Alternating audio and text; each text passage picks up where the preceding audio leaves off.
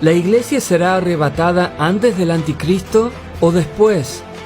¿Es verdad que el Espíritu Santo o la iglesia está restringiendo la manifestación del anticristo? ¿Y qué tal de la promesa que Jesús le dio a sus discípulos de prepararles moradas celestiales? ¿Es esa una promesa de un rapto antes de la gran tribulación?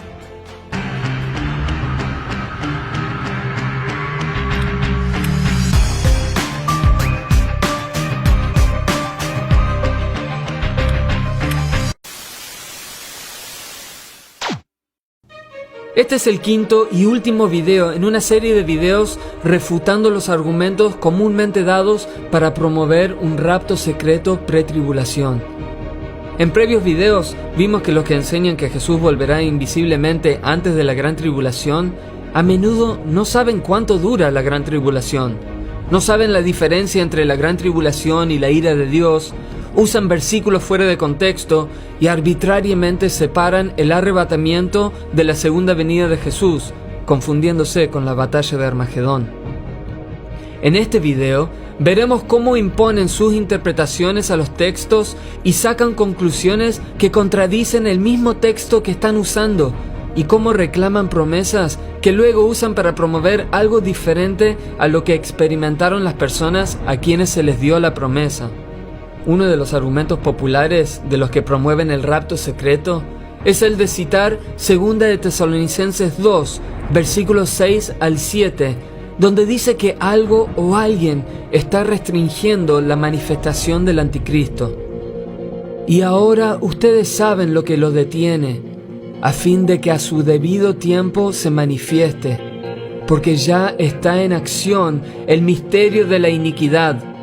Solo que hay quien al presente lo detiene, hasta que él, a su vez, sea quitado de en medio.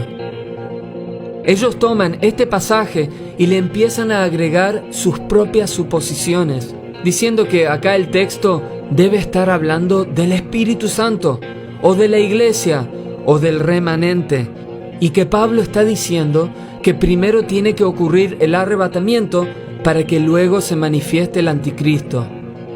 Dicen que ya que el Espíritu Santo se retira de la tierra para permitir la manifestación del anticristo, eso significa que los cristianos que tienen el Espíritu Santo tienen que irse de la tierra también. Sin embargo, esto no toma en cuenta de que el Apocalipsis nos menciona que durante la gran tribulación habrá una gran multitud de cristianos que son obedientes a Dios, cosa que sería imposible sin el Espíritu Santo, ya que Dios da su Espíritu a todos los que obedecen a Jesús. Otros dicen que el Espíritu Santo no se retira del todo, pero que sí se lleva a su iglesia o al remanente en el arrebatamiento antes que se manifieste el anticristo. Aparte del hecho de que todo esto es nada más que un invento, ya que el texto no nos dice claramente quién es el que restringe la manifestación del anticristo, es también una contradicción total de lo que Pablo mismo está diciendo en el pasaje. Leamos desde el primer versículo.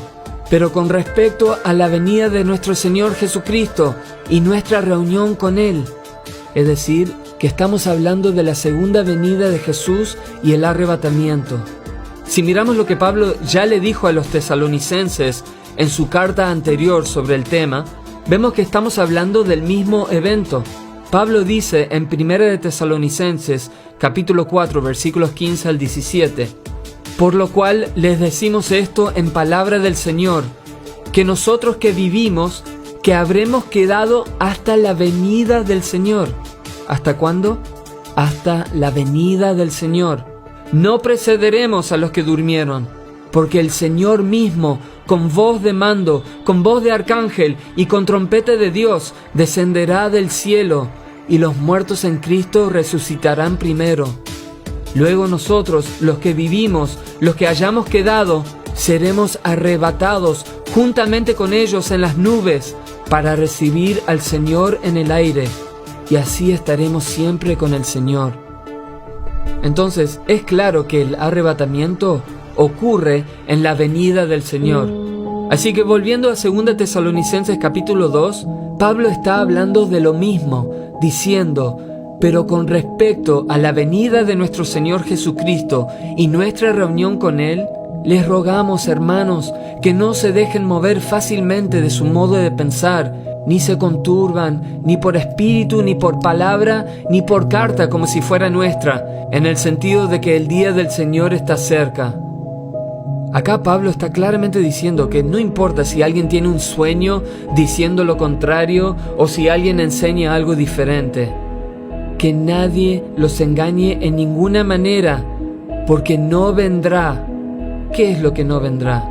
Está hablando de la venida de nuestro Señor Jesucristo y nuestra reunión con Él. Es decir, el arrebatamiento no vendrá sin que antes venga la apostasía y se manifieste el hombre de pecado, el hijo de perdición, el cual se opone y se levanta contra todo lo que se llama Dios o es objeto de culto, tanto que se sienta en el templo de Dios como Dios, haciéndose pasar por Dios. ¿No recuerdan que cuando yo estaba todavía con ustedes les decía esto? Así que Pablo dice que la venida de Jesús y el arrebatamiento no vendrá hasta que se manifieste el anticristo. Y nota que la manifestación del anticristo, de cual está hablando Pablo, es lo que pasa al comienzo de la gran tribulación, cuando el anticristo pondrá la abominación desoladora en el templo y se burlará de Dios sentándose en el templo y fingiendo ser Dios, y blasfemará a Dios. Es la misma descripción del anticristo que nos da Daniel y también en Apocalipsis 13, donde dice que a la bestia se le dio boca que hablaba grandes cosas y blasfemias, y se le dio autoridad para actuar 42 meses, y abrió su boca en blasfemias contra Dios, para blasfemar de su nombre, de su tabernáculo y de los que moran en el cielo, y se le permitió hacer guerra contra los santos y vencerlos. Como podemos ver, claramente está diciendo que el anticristo perseguirá a los cristianos durante ese tiempo. Así que de ninguna manera Pablo va a contradecirse en los siguientes versículos para decir que el arrebatamiento tiene que ocurrir antes que se manifieste el anticristo. Entonces, ¿a quién le vamos a creer? ¿Le vamos a creer a Pablo en decir que el arrebatamiento no va a ocurrir antes que se manifieste el anticristo y comience la gran tribulación? ¿O le vamos a creer a los falsos maestros del sistema religioso que dicen lo opuesto y que quieren que creamos que el anticristo no se puede manifestar hasta que ocurra el arrebatamiento, si bien no hay nada en el texto que diga eso? Ahora, algunas personas preguntan, si Pablo no está hablando del Espíritu Santo, o el remanente, o la iglesia en cuanto a quién detiene el anticristo, ¿quién es entonces el que lo detiene? Hay varias teorías sobre esto. Algunas personas creen que esto está asociado con la batalla entre Satanás y el ángel Miguel, mencionado en Apocalipsis 12, donde dice que después de esa batalla, el diablo es arrojado a la tierra, y es entonces donde se manifiesta el anticristo y comienza la persecución contra el pueblo de Dios. Pero sin importar las varias teorías que uno pueda tener sobre quién es el que retiene la manifestación del anticristo, podemos concluir con toda certeza de que no es la iglesia y de que no ocurrirá el arrebatamiento antes de la manifestación del anticristo, ya que Pablo así lo dice claramente. Ahora, otro pasaje que a menudo se usa como supuesta prueba de un rapto pretribulación es Juan 14, versículos 2 al 3, donde Jesús dice: «En la casa de mi Padre hay muchas moradas. Si así no fuera, yo se los hubiera dicho. Voy entonces a preparar lugar para ustedes, y si me fuere y les preparare lugar, vendré otra vez y los tomaré a mí mismo, para que donde yo estoy, ustedes también estén». Acá se argumenta que esto debe referirse a un arrebatamiento pretribulación, porque se menciona que Cristo nos preparará una morada supuestamente en el cielo. Luego se separa arbitrariamente el arrebatamiento de la segunda venida de Jesús, y se argumenta que en la segunda venida de Jesús ningún cristiano va a ir al cielo, sino que solo van a reinar sobre la tierra por 1000 años. Así que este pasaje en Juan 14 debe estar hablando de un rapto secreto antes de la gran tribulación. El primer problema con esto es que en ningún momento Jesús menciona acá que esto sucederá antes de la gran tribulación. Así que otra vez, los pretribulacionistas tienen que basarse en suposiciones y en interpretaciones que fuerzan el texto a encajar en lo que ellos quieren. En segundo lugar, todas las personas, salvo quizás una, a quien Jesús le dio esta promesa directamente, fueron martirizados, fueron decapitados, matados a lanza, crucificados boca abajo, azotados a muerte, apuñalados y apedreados. Así que esta promesa de ir a moradas celestiales de ninguna manera era una promesa que ellos iban a ser arrebatados antes que pasaran por tribulación. ¿Por qué deberíamos creer entonces que sí es una promesa para nosotros de ser arrebatados antes de la tribulación? Además, es incorrecto decir que los cristianos que son arrebatados en la segunda venida de Jesús después de la gran tribulación nunca llegan a estar en el cielo. Apocalipsis 15 muestra que los cristianos que pasaron por la gran tribulación ya están en el cielo antes que se viertan las copas de la ira de Dios. Para más detalles sobre eso, y también sobre razones sólidas de por qué el arrebatamiento y la segunda venida de Jesús son el mismo evento, mira nuestro previo video llamado Arrebatamiento, Segunda Venida y Batalla de Armagedón. También nota que la promesa de que Jesús iba a preparar moradas para nosotros dice que Él vendría para llevarnos a estar con Él. Y sabemos que después de la batalla de Armagedón, la nueva Jerusalén baja del cielo y que Jesús estará reinando en la tierra por lo menos por 1000 años. Así que todos los que estén con Jesús estarán en la tierra con Él, viviendo en las moradas que Él preparó para ellos en la nueva Jerusalén. Así que es claro cómo se cumple esta promesa, entendiendo que el arrebatamiento será después de la gran tribulación y no antes. Hay muchos más argumentos falsos y pobres que se dan para defender esta doctrina del rapto secreto pretribulación que fue inventada en los 1800 y popularizada por John Darby y una Biblia con comentarios de Scofield, promoviendo el dispensacionalismo. Algunos de esos argumentos son muy ridículos, como el de decir que la final trompeta a cual Pablo se refiere no es la final trompeta mencionada en Apocalipsis, ya que Apocalipsis fue escrito después que la carta de Pablo, como si Pablo no pudo haber recibido una revelación de parte de Dios que sea consistente con la revelación que Juan recibió. Además, tal argumento tiene que ignorar el hecho de que todos los versículos encajan perfectamente para mostrar que sí es la misma trompeta, como vimos en el video antes mencionado, donde claramente comprobamos que la séptima trompeta cumple con la resurrección de los cristianos, el arrebatamiento y la consumación del misterio de Dios.